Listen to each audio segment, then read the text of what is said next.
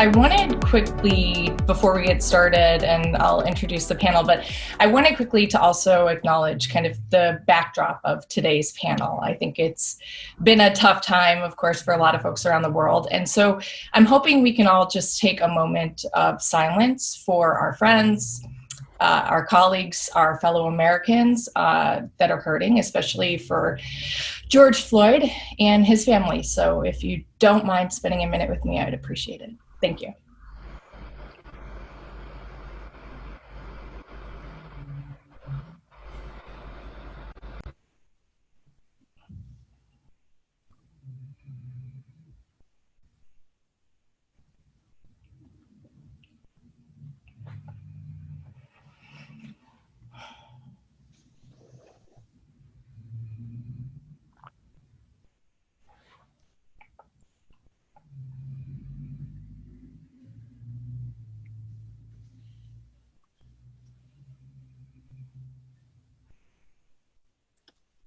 Great, thank you so much. I want to give each of the panelists a moment to introduce themselves, also to acknowledge kind of the backdrop of the conversations for today. I think all of us are wondering and curious about, at least the folks that I'm talking to, there's so much interest in understanding how we can all do our part to help move our society forward. And, you know, I understand that it's a difficult time, and I was very concerned about doing this panel today, but I think, you know, one thing that we can do, and the folks in the panel here today can do, and engineering leaders can do, is at least hire in a fair and inclusive way.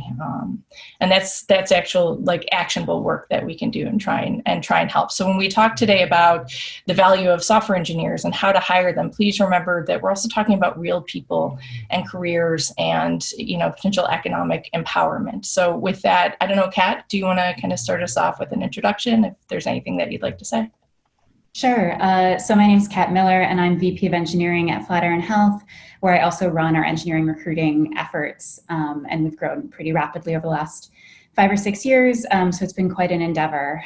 Thank you, Shannon, and Mustafa, for acknowledging what's going on. And actually, maybe the one thing I'd like to say that I've really appreciated in the last few days is when we don't say current events or try to gloss over it, but say the unjust, horrific murder of George Floyd at the hands of police and law enforcement. And so maybe that's my leadership tidbit, is I'm trying very hard to say exactly what happened and encourage my organization to name it.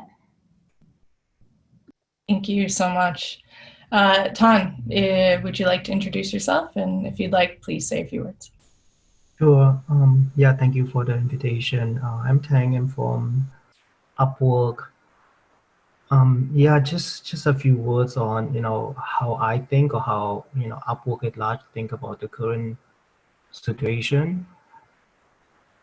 There has been always a debate, because I think, you know, because Upwork would run a marketplace for labor, for people, you know, employees to come and hire. I think we also have more social responsibilities when it comes to this topic of fairness and inclusion. So, you know, we already have internal programs that, you know, help better understand and better guide hiring managers to pursue, not only to pursue, but actually to hit measures when it comes to inclusive and fair hiring. But I think we can do much more as a marketplace operator. So my team, for example, because we have much more data, we're thinking about taking action by using the data to help hiring managers on the global marketplace, to at least inform them, you know, and using data to inform and provide recommendations of how to do more fair and inclusive hiring. Great, Tom. Thank you so much. I appreciate that. And Cos, would you like to introduce yourself, and if you'd like to say a few words? Sure. I'm Cos. I lead engineering and Brex. Been at the company for about 1.5 years now. And before that was at Stripe. And then prior to that, Microsoft. I was having a skip one-on-one yesterday with one of the managers on the team.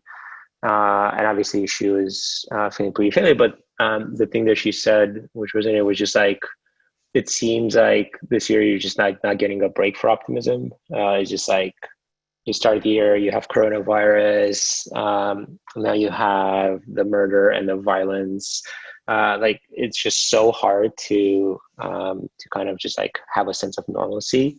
And I think there's two things that we can do for folks on our teams. One is making sure we give them the support. Like with any issue, there are different effects on people. Maybe you feel really impacted by this. Maybe you're out in protest. Maybe there's like things happening right outside your house, and so you don't feel safe. And so you need to make sure that you give people the right space and support. And so we're running a few programs like that, just like we did when COVID started happening. And the second one is around education. Like at the end of the day, the long-term path is around education and bringing up more inclusive communities, both in hiring, but also in just like day-to-day lives and how we approach things. Because if we don't solve those, then this cycle just keeps repeating itself all the time. Okay, thank you so much. Okay. So with that, I do appreciate everybody saying, you know, their introductions and taking a moment with me. And I am normally pretty bubbly, so I apologize for a less exciting Shannon, but I have a feeling that a lot of folks are feeling this way. So with that, let's just go ahead and get started with the webinar. So I wanted to quickly give you an introduction to kick off and some information behind the premise of this webinar today. All of us know this as engineering leaders, that interviewing and hiring software engineers has always been, can be difficult. There's this interview gap that a ton of companies have. Like there aren't enough engineers to interview, and frankly, that's not their core competency. So they may or may not be, as well trained in the process of interviewing. I myself asked the same 3 interviewing questions for about 10 years because someone else had asked me those 3 interviewing questions. So we at Karat wanted to explore and quantify the impact of this interview gap. And we did a survey of 300 engineering leaders back in January. And then, of course, COVID happened. And I don't want to belabor the COVID point, but we did go back and survey a similar group of engineering leaders again in May to see if the challenges that they faced in interviewing and hiring had changed. And clearly they had. The biggest challenge seems mostly driven by, there's a lot more talent on the market, unfortunately, and the companies that are growing, they tend to want to take advantage of that. And so the time spent interviewing may be cutting into product development. So 41% of the people that we interviewed said that reaching hiring targets while shipping product features is challenging, and that's versus just 23% back in January. So it seemed to be a little bit more challenging for folks to get product out the door while they're interviewing in this time. Also, 90% of engineering leaders said that engineers are more valuable than capital, and that's up from 80% back in January. So I wanted to keep some of that information in mind as we start to have a conversation. And so I think today, Kat, your team's been really smart about streamlining the interview process. You do a lot of talks on this and about hiring. Do you think it prepared you for where we are today in the world? I mean, absolutely. I think a couple of things really stood out when COVID hit and we could see on the horizon that we were going to need to move to fully remote interviewing in a different climate, a different world. We were lucky that we were in New York City. We're in New York City, and so we saw what was happening in SF, and I think we had some time to prepare before we had to go fully remote on our interviews. But I think the 3 things that really were helpful, the biggest one is that we use standard interview kits. So when it came time to say, okay, what can we do on Zoom? What do we need tools for? We could literally review the kits and say, okay, coding, it's going to be great. It's actually be better than the whiteboard. Why do we even use the whiteboard in the first place? Behavioral, which I do a lot of, it's just talking. So let's just talk and it's fine. Things that require writing whiteboard diagrams, that's been harder. I think we still don't have a perfect solution there, but we knew what we needed to address and we could work with the interviewers who did those kits around what we should do to solve it. I think that was like super helpful. I also think something that helped is that in our organization, we have clearly responsible parties. So I knew it was my job both to make sure that this rollout made sense, and then also to check in at 1 week, at 2 weeks, at 4 weeks to ask the question, what are we missing? What's not going well? And lastly, clear lines of communication. So this is kind of dumb stuff like mailing lists for all your interviewers or all your interviewers who are doing certain kinds of things, all your recruiters, that sort of thing, so that when we needed to make an adjustment, we were able to do it relatively quickly. And so I think those were the things that really factored in. And I was actually astonished at how seamless the transition was. I really didn't have to deal with very many issues at all, which is frankly pretty surprising to me, and I think actually really interesting information to take into a post-COVID world. No, that's awesome. That's really helpful. Is there anyone else on the panel that wanted to jump in? Yeah, I mean, for us, I think the things that were beneficial is, to Kat's point, like having a system in place in which you can iterate on interviews, like even outside of the current pandemic, and working distributed is just very helpful because you get to learn and iterate. All interview processes can be much, much better. The biggest thing for us that we had to adjust were like the behavioral interviews are just like you're chatting with someone, so you can obviously get the same signal over Zoom that you can in person. The coding interviews, we already had some that were distributed, like all the screens. The biggest challenge for us was around the design interview, which was a whiteboarding interview, like an architecture on the whiteboard. And we ended up using Google Draw for that, and it worked surprisingly well. Like initially, we tried a few different tools, and that one was like the most seamless one for people to get used to that. Oh, that's great. Yeah, I know a lot of folks have been asking about whiteboarding, so it's good tip, the Google Draw. Great. Maybe I can add a more radical perspective to this because we run this marketplace for flexible and remote work.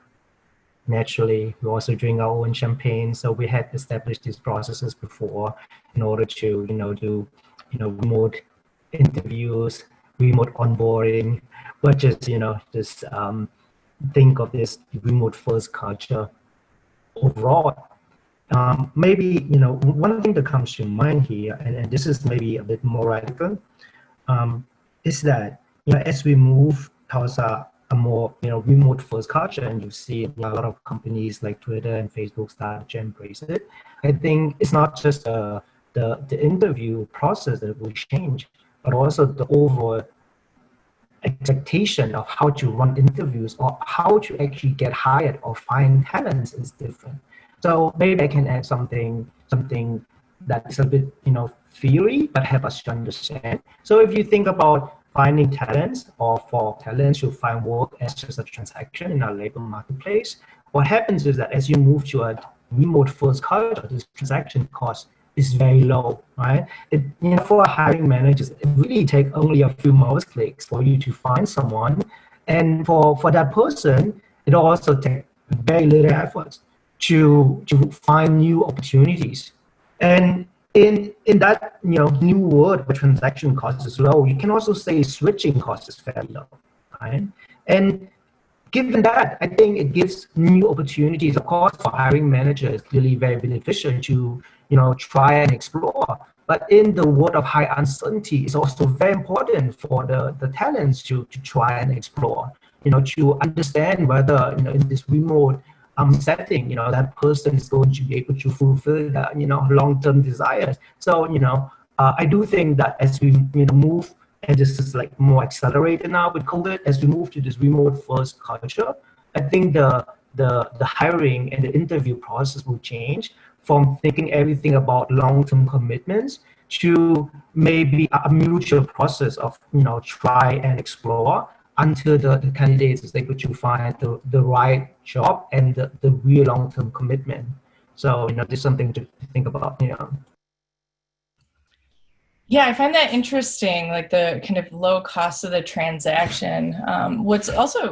What's fascinating is when we were asking all of the engineering leaders, what we heard was that it's actually 45% strongly agree that it's far harder to find the right engineers, even though there's more talent available, compared to just 25% in January. So I'm interested for you, Cos, like how does your team prioritize who you interview?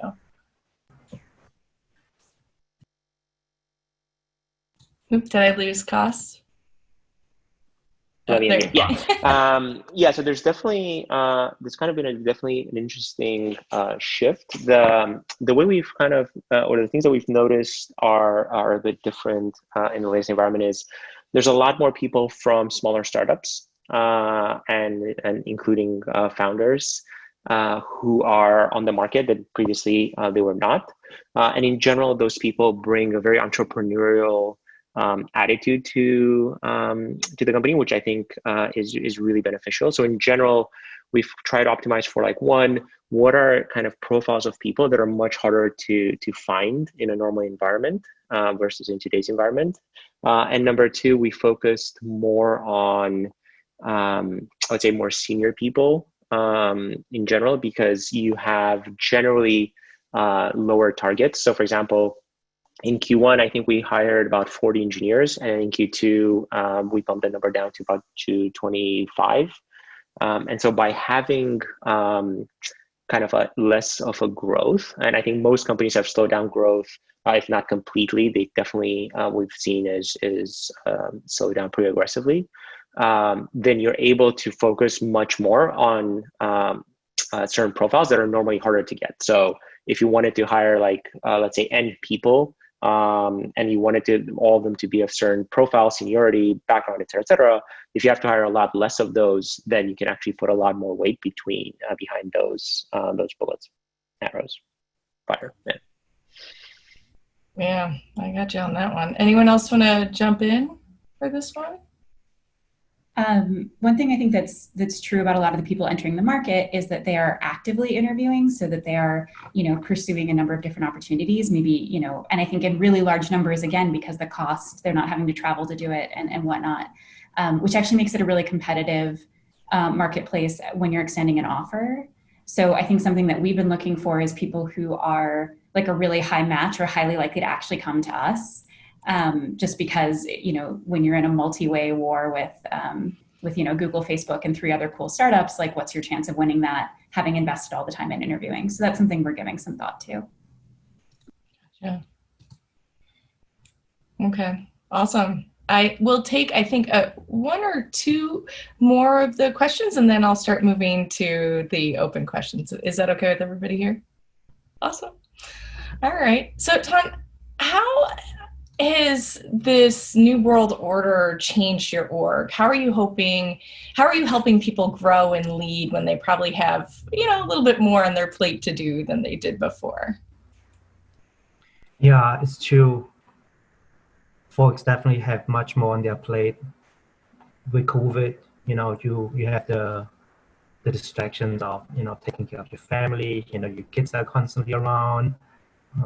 It's nice distractions, but it does have an impact on productivity. My thought on this, though, is productivity is more of a short-term concern, right? If you really think about this, you do the math, right?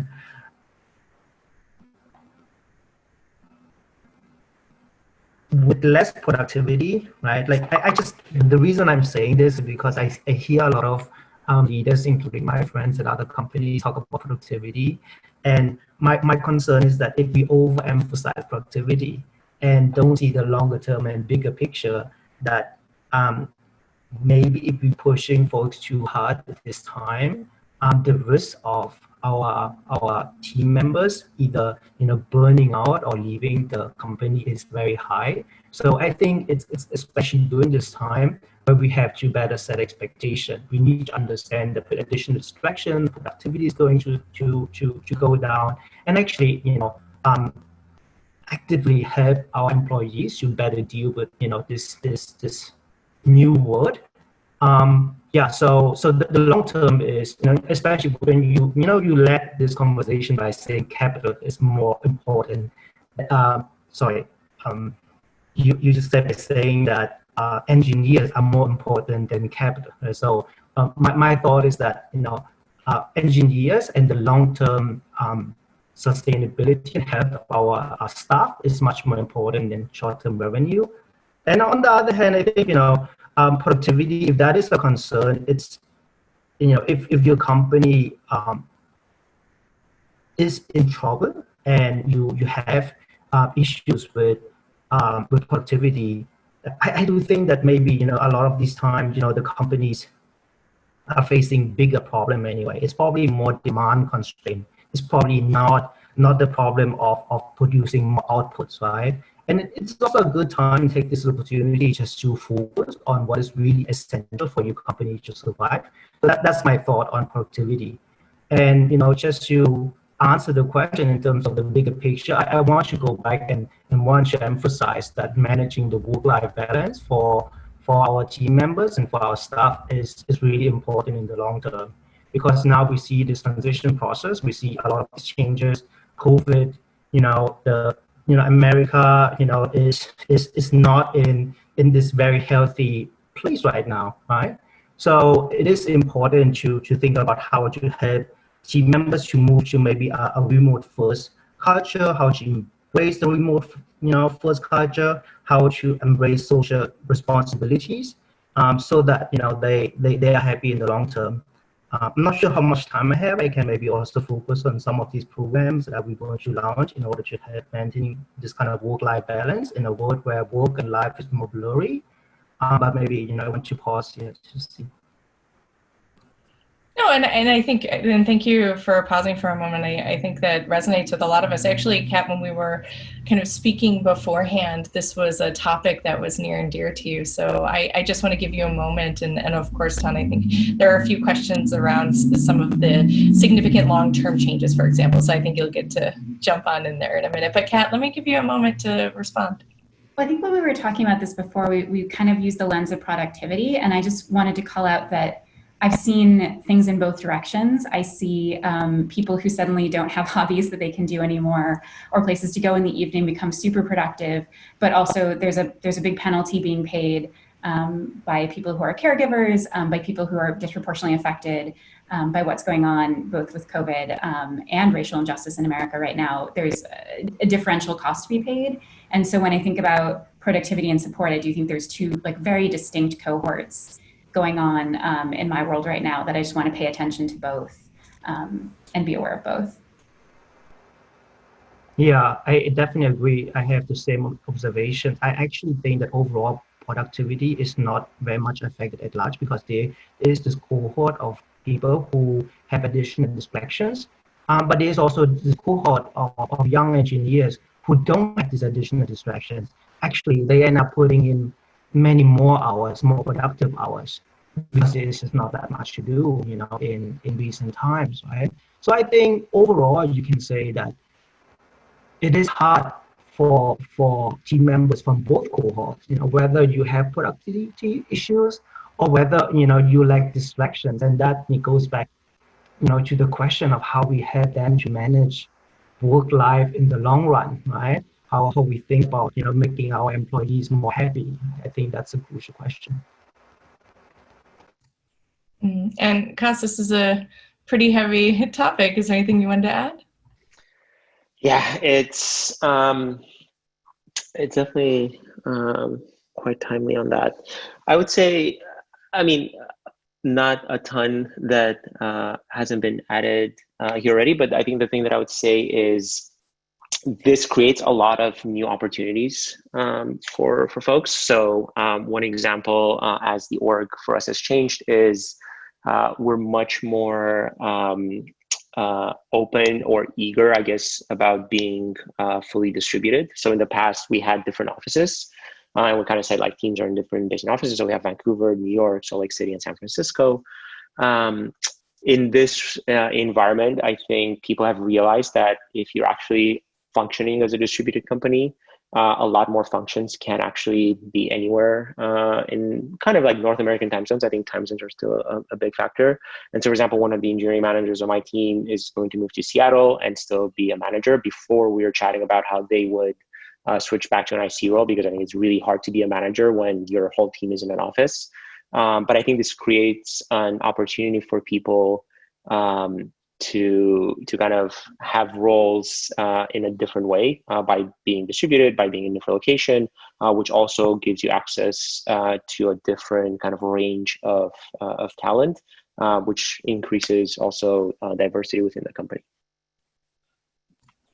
Yeah, I love that topic. I think a lot of folks have been thinking about, okay, you know, and in particular, Mark Lebrun here is asking, you know, what do you expect to be the most significant long-term change we should be planning to adapt to? I know, Cos, that you touched on, you know, potentially having more diversity because you have access to more talent because there isn't this sort of strict rule that you need to have people working in the office. And so I don't know who wants to take that, but I want to make sure that we address that.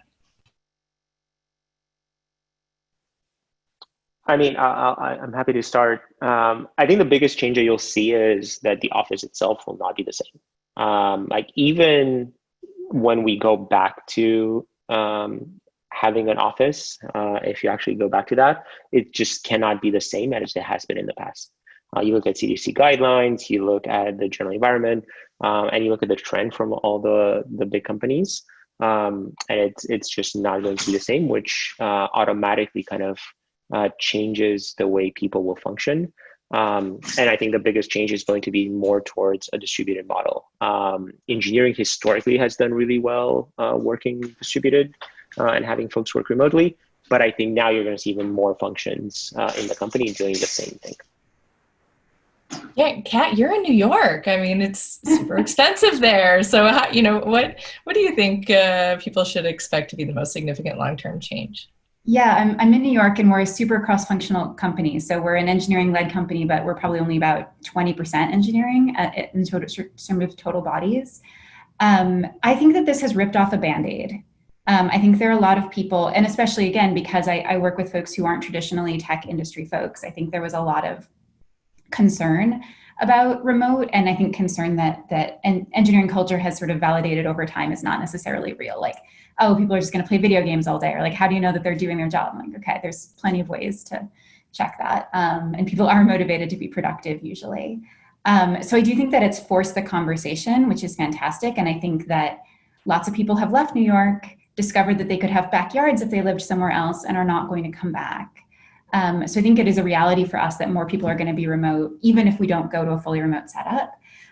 I'm going to throw in some skepticism about the long-term impact. One of the things I'm very worried about is when we open the office, and I don't mean in the fall, I mean when there's a vaccine, I mean when the office is really back open.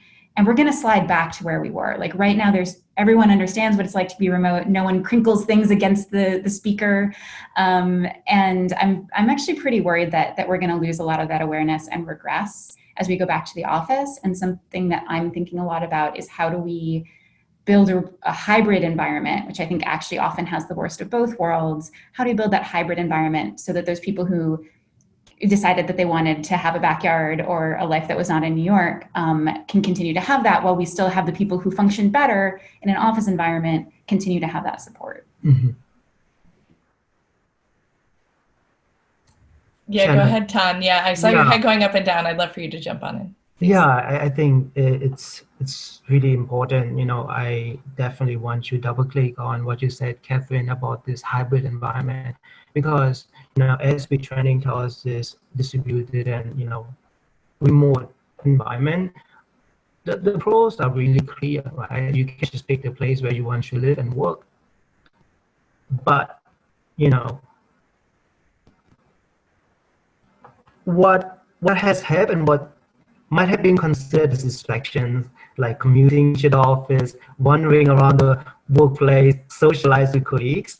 That's actually also very important to keep you sane, to keep you happy, and to keep you also productive and valuable to the company in the long run, right? Hence, it is important to think about how to create this hybrid environment where on the one hand you can continue and have maybe your focus sessions at home, but also think about ways to create flexible workplaces for people to meet, maybe create team offsites or team vacation where they just come together and have the moments to establish bonds and build real relationships. So I do think that it comes with a lot of opportunities for us to rethink work and life, and it comes also with challenges, and the ones who can really manage this hybrid work environment effectively would definitely in the end will win when it comes to the war for the best talent, for the best global talents. Interesting. I think that's actually a really good segue into the next question that an attendee was asking. And Tan, I kind of want to start with you because you're working at Upwork and you have this kind of access to a huge amount of folks who are, freelancing all over the world. The question is that major companies are jumping to fully or partially distributed structures. Do you expect salaries across the country or the globe to average out? So, for example, Bay Area salaries going down or other areas increasing? Mm-hmm. So, your question is a very important question. I've been thinking about this a lot. Just to clarify, we are not thinking about remote work as freelancing. It's really flexible work. You work from the place you love, but you still want to have long-term challenges. You still want to solve Bay Area problems, right? So being, in a workplace and think that you can, solve cutting edge, large-scale problems is still really important. So we think about remote work as like flexible work. And to answer your question, I do think that, I think you always see early signs, right? Where, starting with Facebook, and Mark said, hey, you are really free to move to wherever you like, but expect that maybe in the midterm that there will be some adjustments in terms of location, right? And actually, as operator of this global marketplace, we do, run data science models in order to understand what is optimal pricing and how to adjust pricing in different locations so that in the end it's fair across the marketplace. So this is going to happen. The question is, what's the timeline? Yeah. Interesting. Kat, Cost, either of you want to jump in and give some predictions here? I know, skepticism aside.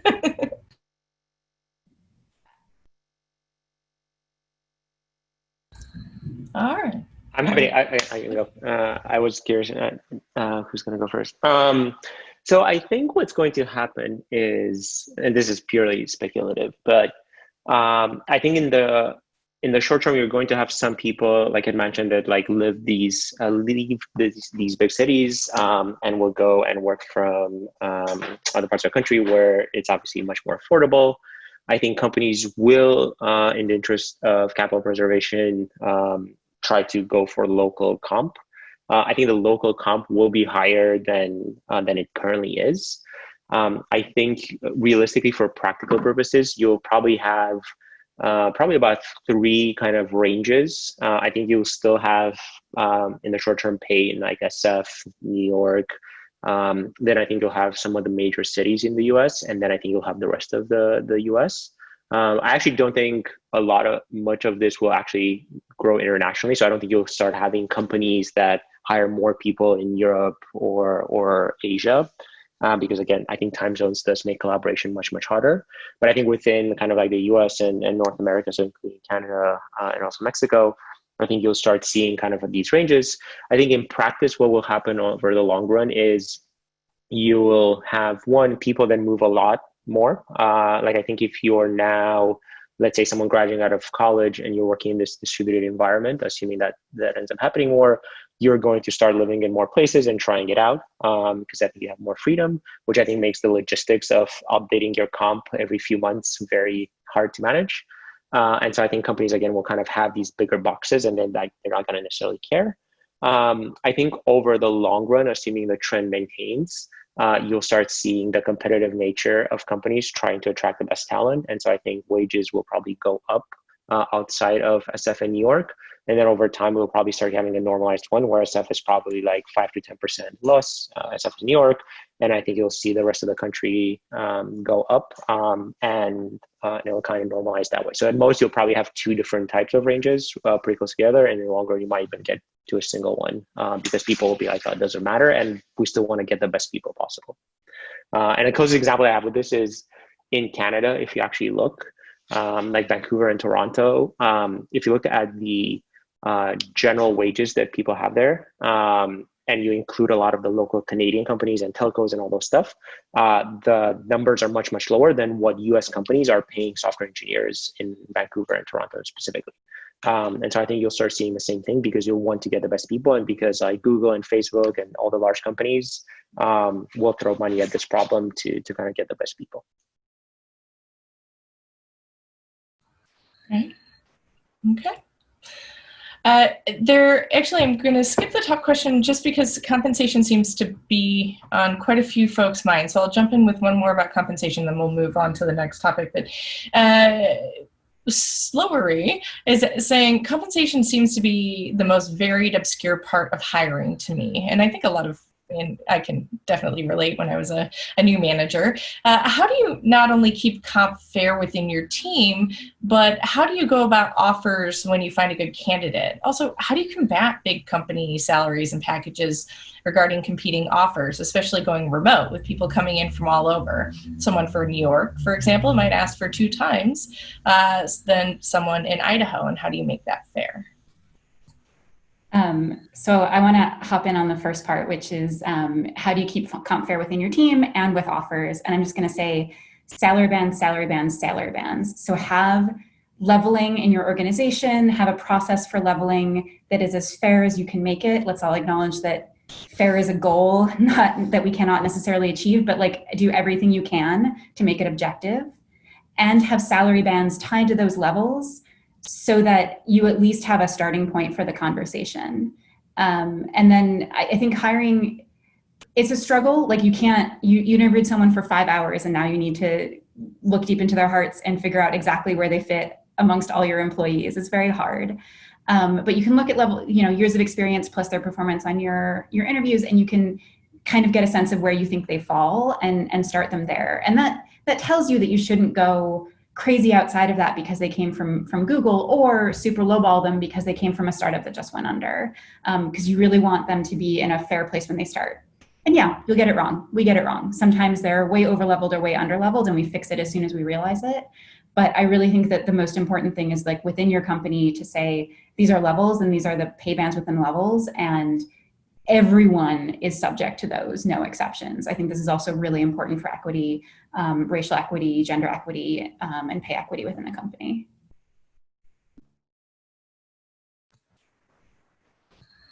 I completely agree. Does anyone else want to jump in on any pieces of those? I think Cos, you spoke a bit to that, so. Yeah, I mean, strong +1 to Kat's point about levels. In the long run, that's the only thing that helps. And I think each company should be honest about where they believe they should comp people. You have a lot of market data, especially in the US, and especially in like the bigger cities. And you should determine like what you can afford as a company and like stick within those bands, which means you will lose people to Google and Facebook and all these other companies. And the best way to kind of be able to get people who have offers from those companies is to make it more attractive in other angles. So they should believe in your company, should believe in the impact they have, they should believe in the growth. If you can provide those things, then I think people will compromise on not being the highest paid. Like most of the offers that I see, so we have comp bands at Brex, and it's very rare that we're the top comp offer that you'll get. We still try to be competitive with some of these companies so that it's not the biggest factor. So I think if someone has, I don't know, let's say a $300,000 offer from Google and you give them half of that, then it's going to be very hard, and that weighs a lot. But if you actually are probably like, let's say 250 versus 300, then you're probably in the ballpark close enough that the other things could actually weigh in more. And ideally, you have people that take everything into consideration and not just optimize for pay. Mm-hmm. Tom, did you want to jump in? Yeah, I have not much to add because I am definitely in agreement with what has been said. I do think that there's more complexity, to tie back to our previous conversations. You have the compensation band, but then now we're thinking about making various kind of adjustments, like location adjustments. That would definitely requires much tighter and more intense collaboration with the HR team. And I think also on the other hand, and that has been said, but I think the difficulty is, to design also a level system, how many levels you want to introduce, what is the sense of progression that you want to convey, to your team members, and with that, have a solid system that not only you pay your team members fairly, but also there's a leveling system in place so that you actually can implement these mechanics, right? Yeah, absolutely. And leveling during interviews is a really good segue for another question that's being asked. Before I ask this question, I think it's when we did our survey with the 300 engineering leaders, another thing that we found was that a lot of interviewing tends to impact morale negatively. And almost 2/3 of engineering leaders agreed with this. In fact, the numbers went from the high, like 48% to 64% overall, and 76% among C-levels. And so the question that was asked by Peter in the Q&A is like, what is your opinion on take-home technical tests, which I'm sure for these folks who think interviewing impacts their team's morale negatively is probably, kind of like enticing a bit. So what is your opinion on take-home technical test of at CS capability versus the classic live technical interview gauntlet? Gauntlet is an interesting word, Peter, with the team. I'll leave it open for the panel. Well, I guess I'd maybe start with the two major downsides that I see of the take-home test. And this is an area where I'm willing to learn myself to be wrong over time, frankly. But one, I don't even want to call it cheating, but a getting help angle, perhaps help that they wouldn't be able to get in a workplace environment, so a friend or whatever. I have seen it happen where someone crushed a take-home assignment and then really struggled in person, and you always kind of wonder why. But I think maybe the bigger factor for me is also kind of a fairness issue. Like, you make an assumption that someone can spend X amount of time on the take-home test, and you don't want to advantage people who have the time to put more into the take-home test. So I think, finding a way for it to be time boxed is also really helpful there. We do use tech screens. For generally for junior candidates or candidates where you can't really assess what their technical level is coming in, we do have them do offline tech screens before we do an in-person screen or a video screen. But I do think there's a risk there of disadvantaging people who don't have time. Yeah. Anyone else want to jump in on this one? Okay. All right. I do, maybe. Oh yeah, please, Tom. Yeah. Go ahead.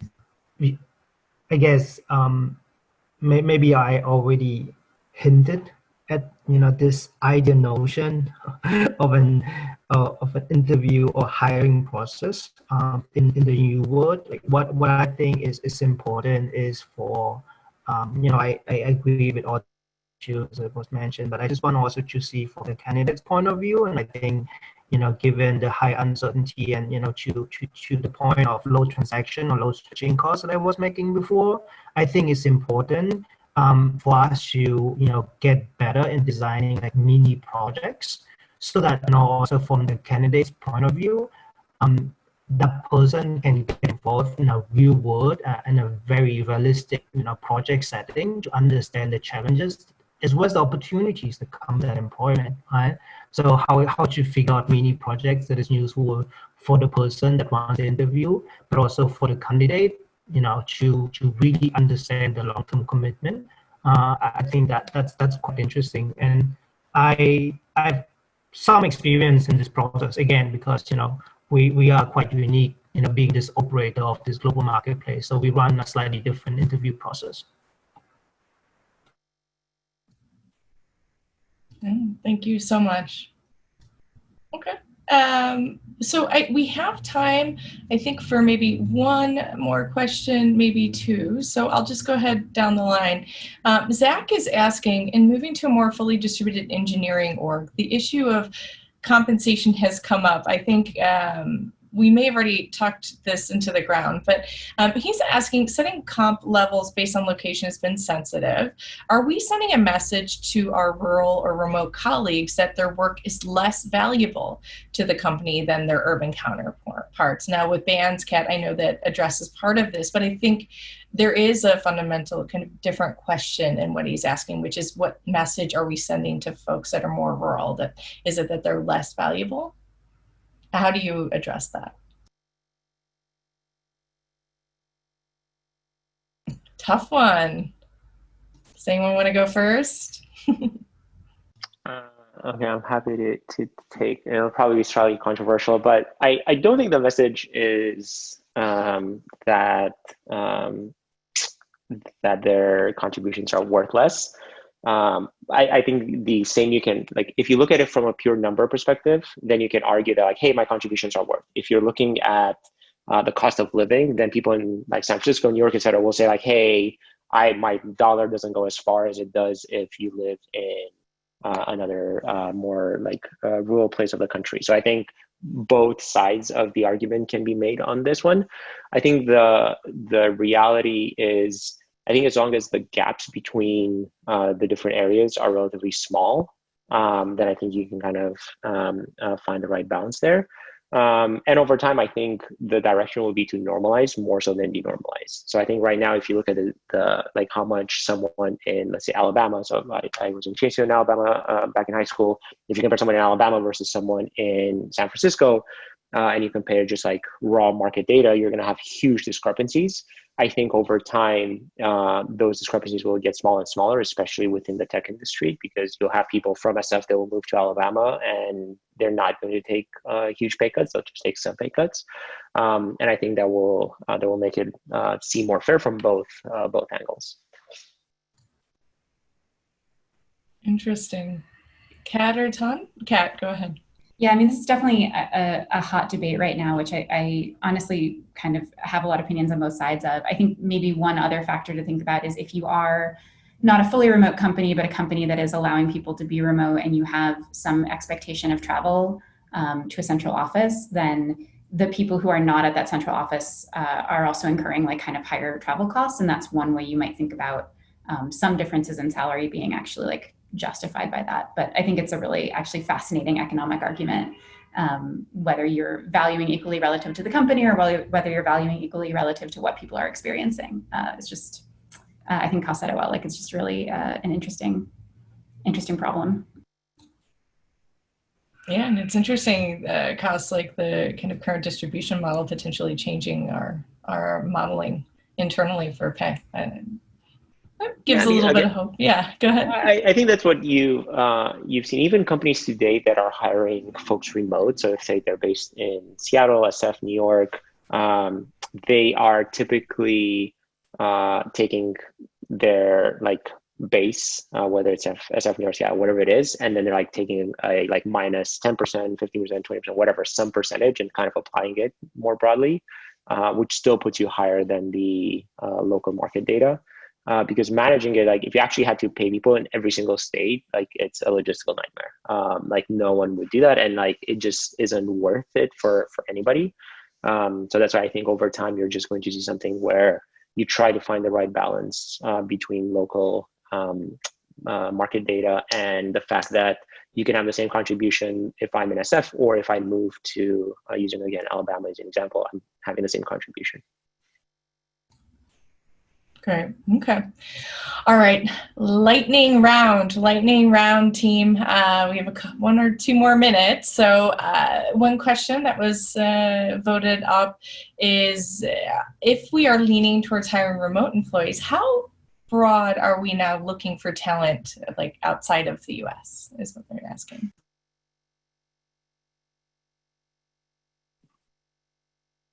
I think South America will become quite interesting in this environment because time zones are much more favorable. So I think this won't necessarily, I don't think companies will all of a sudden go and start hiring people in, again, like Asia, Europe, because time zones make it quite hard to collaborate. But I do think this is an opportunity for Central and South American countries. Yeah, I'd second that. I think Brazil has a ton of talent. I think there's a lot of really amazing engineers in South America, and people are going to be interested. I love that. Yeah. Tom? I definitely agree with that perspective. But as we have to expand even more globally, I do think that just in terms of educational background, work history, and also the type of challenges that folks are facing, European candidates are also very high on our list. Yeah, so when it comes to areas, especially such as data science, they are just special pockets in Europe that is way more advanced than anywhere else in the world. So I do think that in the end, the question is what is the type of talents that you really need to hire for your team. Yeah. Awesome. Okay, well, that was very lightning. I really appreciate all of you for coming. So first, thank you, Tan and Kat and Cos. Thank you so much for being a part of this today, even though I know it's, of course, emotional and very tough times for everybody in the world. Thank you to the audience for joining us and for asking your questions. We really appreciate it. Of course, thank you so much for taking the time to spend a moment of silence with me and the team. Mustafa, I will hand it back to you for any kind of closing remarks. Yeah, in the last minute that we have, once again, just want to thank Shannon for moderating. Thanks for kind of driving the conversation. Thank you to our panelists, and thanks to you all for joining us. And we'll be sending out a few items over email. So we'll send you a video recording, just so you can send that. You can share that with your team. We're also going to be working on a blog post that summarizes what we talked about, and also we'll send some links so that you, as a leader, can talk to your team around really what's happening right now and how to have open and honest conversations around racial justice. And so yeah, we'll be sending that out. And thanks again, and we'll send also details on the next live Q&A. So take care, everyone. Stay safe. Thanks, Bye. team. Everyone, thank you. Thanks, everyone.